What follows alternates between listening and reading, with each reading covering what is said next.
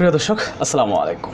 গোলাম মাওলা রনি, যিনি কিনা গতকাল তাবাসসুম উর্মির পক্ষে এক ফেসবুক স্ট্যাটাস দেওয়ার পর থেকেই গণমাধ্যম সোশ্যাল মিডিয়াতে সমালোচনার ঝড়। তো কেন সে তাবাসসুম উর্মির পক্ষে দাঁড়াইছেন এরকম একটা ব্যাখ্যা দেওয়ার চেষ্টা করছেন। তো চলুন আমরা কথা না বাড়াই, ওনার আসলে ব্যাখ্যাটা শোনার চেষ্টা করি।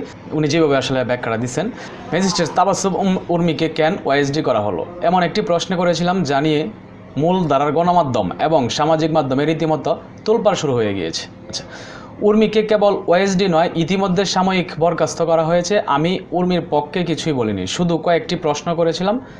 কেমন প্রশ্ন করেছিলাম তা এখন আপনাদেরকে জানাচ্ছি।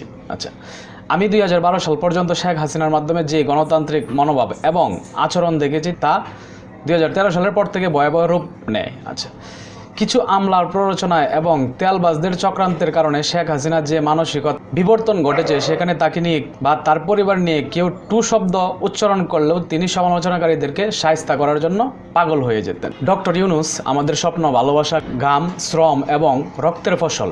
তাকে নিয়ে প্রশ্ন করলে বা তার সমালোচনা করলে কেন আমলারা শেখ হাসিনার জামানার মতো আচরণ করবেন? আচ্ছা, উর্মির বক্তব্য নিয়ে তাকে প্রথমত শোকজ করা যেত। তার উত্তর সন্তোষজনক না হলে বিভাগীয় ব্যবস্থা নেওয়া, অপরাধ বেশি গুরুতর হলে ফৌজদারি মামলাও হতে পারত। কিন্তু এসব না করে এক কথায় ওএসডি করা এবং তারপর সাময়িক বরখাস্ত করার মাধ্যমে যে দৃষ্টান্ত তৈরি হলো, তার সঙ্গে শেখ হাসিনার জামানার পার্থক্য কতটুকু? উর্মি যে বিভাগে কর্মকর্তা, সেই বিভাগে ইতিমধ্যে বহু লঙ্কাকাণ্ড ঘটে গিয়েছে। ডিসি নিয়োগ নিয়ে দুর্নীতির খবর সারা দেশে তোলপাড় হয়েছে। কাউকে উর্মির মতো শাস্তি দেওয়া হয়েছে এমন খবর আমি এখনো শুনিনি। বাংলাদেশে নতুন করে বিরাজনীতিকরণ, -2 এবং মব জাস্টিস নিয়ে তুমুল বিতর্ক হচ্ছে। হুটহাট করে অনেক কিছু ঘটে যাচ্ছে, যা নিয়ে প্রশ্ন না করলে শেখ হাসিনার চেয়েও জঘন্য ফেসিবাদ তৈরি হয়ে যাবে। আচ্ছা, গণহারে মামলার নিয়ম নীতির তোয়াক্কা না করে যাকে ইচ্ছা তাকে নিয়োগ বা চাকরি থেকে বাদ দেওয়া পরের ধাপ হবে রাজনীতিবিদদের উপর অত্যাচার। আর তখন যদি বিএনপি জামাতের শীর্ষ নেতাদের ধরা হয়, আদালতে ওঠানোর সময় সাবের চৌধুরীর মতো লাতিগুতু কিল ঘুষি মারা হবে, তখন প্রশ্ন করার মতো সাহস কারোই থাকবে না। মানে এটা হচ্ছে বর্তমানে উনি আসলে ব্যাখ্যা দিতে গিয়ে এই প্রশ্ন এই জিনিসগুলো সে উঠায় নিয়ে আসছে।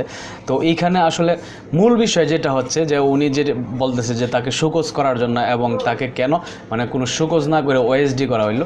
এখানে সবচাইতে এই জায়গাটা বুঝতে হবে যে ওএসডি এই জন্য করা হয়েছে, এখানে এখন পর্যন্ত আইনের প্রক্রিয়ার চাইতে বর্তমান সময়ে এখন পর্যন্ত দেশের জনগণের কথার উপরেই সবচেয়ে ডিপেন্ড করতেছে বেশি, এবং দেশের জনগণ যা চাইতেছে তাই কিন্তু হইতেছে। তারই অর্থে যখন উর্মি আবু সাইদকে আপনার সন্ত্রাসী বা টেরোরিস্ট এই ধরনের বক্তব্য দিল তাকে নিয়ে, তখন কিন্তু সাধারণ জনগণ সবাই ক্ষিপ্ত হইল। এবং যখন সোশ্যাল মিডিয়াতে তার একটা বক্তব্য, সে অনড় ছিল, সে এই জায়গার থেকে নড়তে রাজি না, এবং এইটাকে সে বর্তমান যে দেশের গণহত্যা এটাকে সে অস্বীকার করছে, এটা স্বীকার করতে সে রাজি না।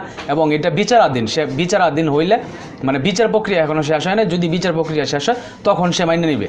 তার চোখে এই যে গণহত্যা এটা তার চোখে ভাসে নাই, সে মানে নাই যে এটা গণহত্যা। কিন্তু কথা হচ্ছে এই দেশের বর্তমান সরকারের আপনার অধীনস্থ থাইকা আপনি তো এই ধরনের কথা বলতে পারেন না, বা এই বর্তমান যে আন্দোলনটা হয়েছে বা গণহত্যাটা হয়েছে দিবালোকের মতো পরিষ্কার, তারপরেও যদি আপনার কাছে মনে হয় যে আসলে এটা বিচারাধীন, এটা গণহত্যা হয় নাই, তখন আসলে তার বিরুদ্ধে আমার মনে হয় যে ওনাকে তো ওএসডি করা হয়েছে বা সাময়িক বরখাস্ত করা হয়েছে, তাকে সরাসরি গ্রেপ্তার করা উচিত ছিল, এটা আমার দৃষ্টিতে।